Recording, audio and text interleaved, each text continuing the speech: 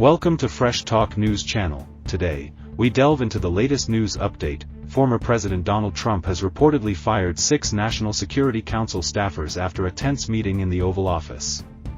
The meeting involved far-right activist Laura Loomer, who presented Trump with opposition research she claimed showed disloyalty among several officials. According to 2 sources familiar with the matter, 4 staffers were fired immediately after the meeting, and 2 more were dismissed over the weekend.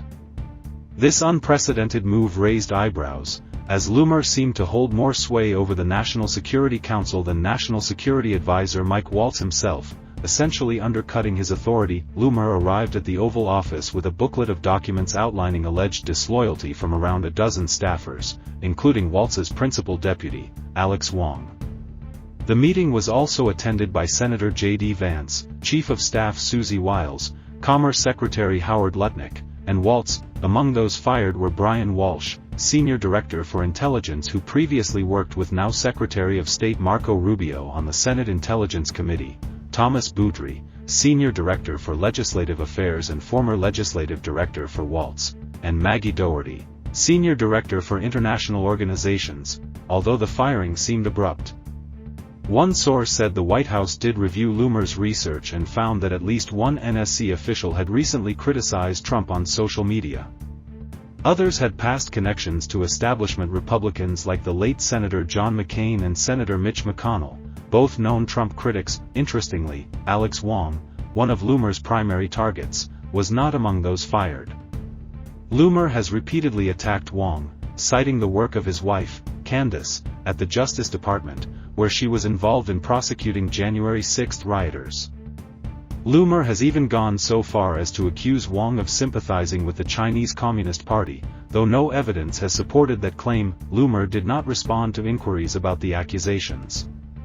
Similarly, NSC spokesperson Brian Hughes declined to comment. This shakeup follows a recent controversy in which Waltz accidentally added a journalist from The Atlantic to a Signal group chat. The chat included Defense Secretary Pete Hegseth and discussed a U.S. military strike against the Houthis in Yemen. Loomer used the incident to claim Wong and other career officials were deliberately trying to sabotage Trump, alleging, without evidence, that Wong added the journalist to embarrass Trump on China's behalf. However, The Guardian later reported that Waltz himself mistakenly added the journalist. Loomer and other Trump allies have long criticized Waltz and his team, labeling them neocons, a term used pejoratively to describe officials seen as overly hawkish and at odds with Trump's America First agenda. Her influence became more visible when she appeared at the White House for the Oval Office meeting. It's unclear how she gained access to the complex, especially since she doesn't have a press hard pass, a grievance she's aired publicly in recent weeks. During the meeting, Loomer sat directly across from Trump, making her case to remove the targeted staffers. At the same time, Republican Representative Scott Perry was also reportedly seeking a meeting with Trump to raise similar concerns. The impact on Waltz remains uncertain. He left the White House with Trump aboard Marine One on Thursday, a sign of support, especially since Trump had previously refused to fire him over the Signal chat incident. Sources say Waltz has recently aligned more closely with Susie Wiles in an attempt to maintain his position.